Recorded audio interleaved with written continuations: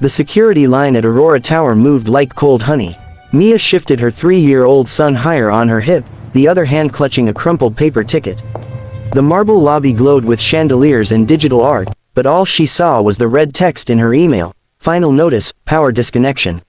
She'd called, she'd begged, system error, they kept saying. Nothing we can do, ma'am. Except there was something someone could do, and he owned this building, this company, this entire glittering skyline. Adrian Cole, billionaire, tech god, man whose face smiled down from the billboard outside the power company's headquarters, lighting the future, today. She only wanted one thing, to see the bill with her own eyes. To prove she'd paid, to stop them from cutting electricity to the tiny apartment where her son slept next to the humming fridge. Ma'am, Mr. Cole doesn't take walk-ins, the receptionist said, lips stretched in a rehearsed smile. You can talk to customer support. Mia's voice was thin but steady. Customer support hung up on me. I just want to see my bill. A few executives nearby chuckled softly, like she'd told a strange joke. One of them, tall and sharp in a navy suit, looked over his shoulder with amused curiosity. You want to see your bill? He repeated with a smirk. Buddy, put this on the agenda, single mom versus math. The others laughed. Mia's cheeks flushed, but she didn't move. Her son, Liam, tucked his head into her neck, sensing her tension.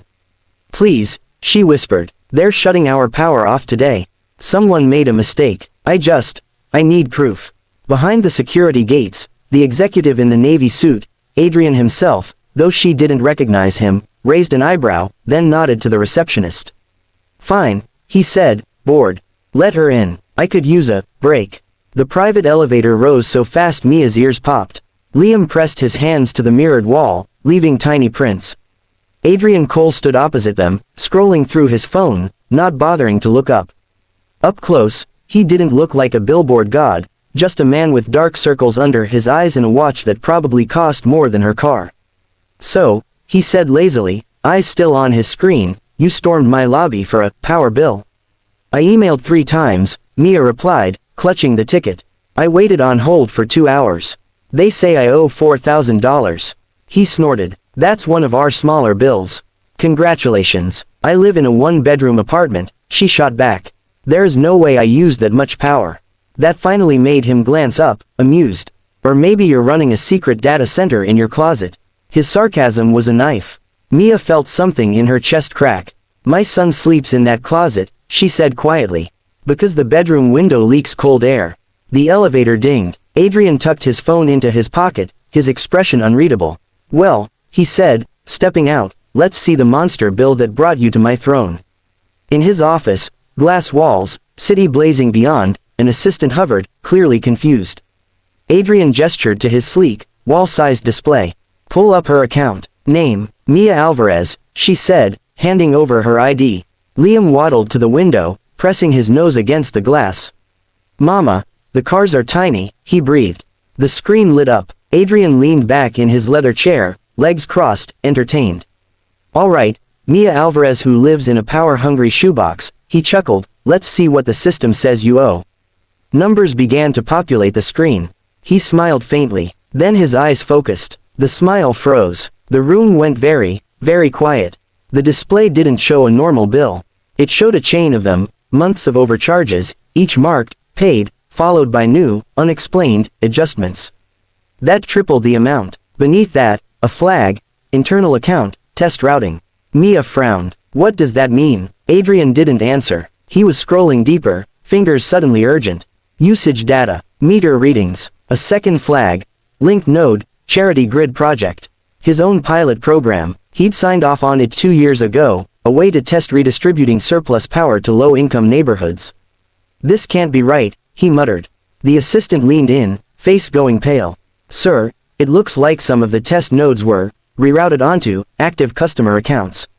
You mean you've been billing people for our experiment? Adrian's voice dropped to a dangerous whisper. Not intentionally, the assistant stammered. There was a patch, and the vendor, $4,000, Mia cut in, her voice shaking. I work nights at the hospital. I miss bedtime with my son so I can pay for everything on time. And your company has been, what? Practicing. Liam tugged her sleeve. Mama, are they taking the lights? He asked softly. Adrian looked at the little boy, then back at the damning numbers on his own wall, a glowing mosaic of greed and negligence wearing his logo. For the first time that day, he didn't have a joke. He tapped a key. Her overdue balance vanished. Another keystroke. A notification popped on the screen. Account credit 10 years service. Your bill is gone, he said hoarsely. And you won't pay for power again for a long time. Mia blinked. But what about everyone else? He swallowed. He'd thought of shareholders, margins, innovation. He'd never thought of a child sleeping in a closet to stay warm. Everyone else, he said slowly, is about to get an apology. And a refund. He turned to his assistant. I want a full audit of every account flagged to the charity grid. Today, every cent back, and set up a fund in her name, the Alvarez Relief Fund. Start with 10 million. 10 million, Mia whispered, dizzy. He met her gaze, the billionaire and the single mom suddenly on the same, painfully human ground. You came in here asking to see a bill, he said. Instead you showed me something much uglier. He glanced at the display, line after line of silent theft, and finally looked ashamed. Thank you for not hanging up. Liam squeezed his mother's hand.